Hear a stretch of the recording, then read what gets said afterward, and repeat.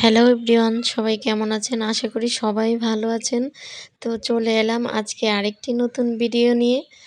তো দেখেই বুঝতে পারছেন আজকের রেসিপি আজ বানাবো ক্যারামেল পুডিং। ক্যারামেল পুডিং আ পছন্দ করে না এমন মানুষ খুঁজে পাওয়া খুবই কঠিন। তো এটা বানানো খুবই সহজ। দেখে নিন কিভাবে বানাতে হয়। আমার খুব একটা ফেভারিট ডিশ হচ্ছে ক্যারামেল পুডিং। দেখেই বোঝা যাচ্ছে পুডিংটা ঠিক কতটুক মজা হয়েছে। যাই হোক, তার জন্য প্রথমেই আমি একটা বাটিতে নিয়ে নিলাম ৩ টা ডিম। ডিম ডিমগুলি ভালোভাবে ফেটিয়ে নেব।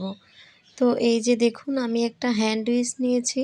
তো আপনাদের যদি বাসায় হ্যান্ড উইচ না থাকে তাহলে চামচ বা কোনো হাতা জাতীয় কিছু নিয়ে এভাবে ডিমটা ভালোভাবে ফেটিয়ে নেবেন। ডিম যত ভালোভাবে ফেটাবেন বা আরও প্রয়োজনীয় উপাদানগুলো মিক্সড করার পরে যত ভালোভাবে ফেটাবেন, পুডিংটা ততই সফট হবে।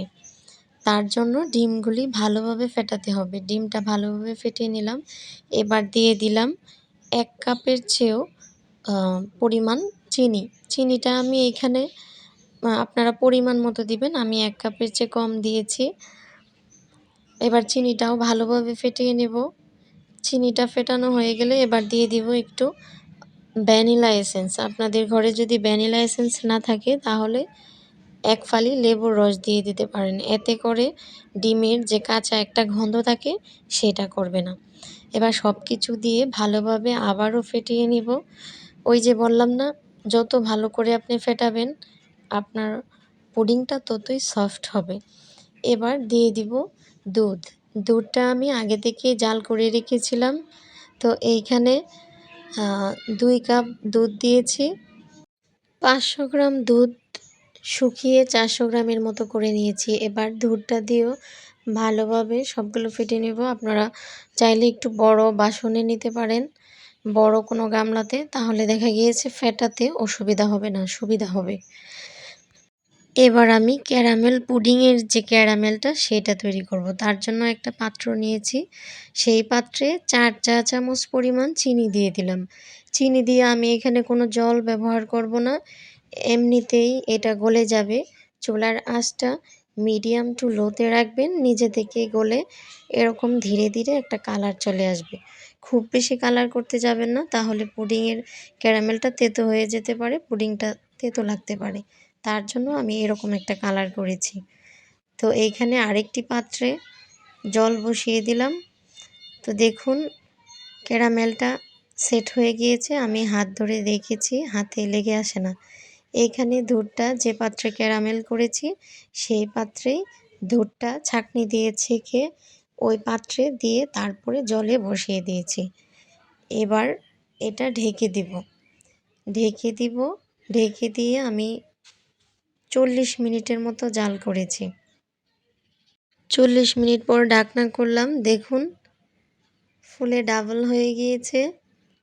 একদম সফট দেখেই বোঝা যাচ্ছে। তো এবার এটা ৪ ঘন্টার জন্য ফ্রিজে রেখে দিব। ৪ ঘন্টা পরে নামিয়ে নিলাম। এবার ছুরি দিয়ে সাইডগুলো একটু ছাড়িয়ে নিলাম। ক্যারামেল পুডিং বানানো একদম ইজি। যারা আমার ভিডিওটি দেখবেন খুব সহজেই বানাতে পারবেন। আমিও প্রথম ক্যারামেল পুডিংটা বানাতে ভয় পেতাম। তো এখন তো আমি প্রায় সময় বানাই।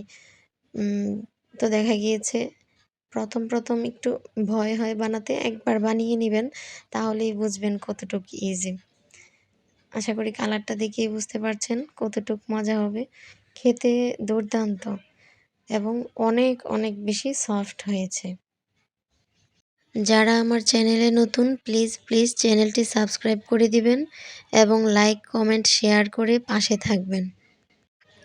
পুডিংটা আমি কেটে দেখাই, তাহলেই বুঝতে পারবেন কতটুক সফট হয়েছে, না হলে বুঝতে পারবেন না। দেখুন পুডিংটা কাটছি আমি, তো দেখেই বোঝা যাচ্ছে এটা সত্যিই অনেক সফট হয়েছে, খেতেও দুর্দান্ত হয়েছিল।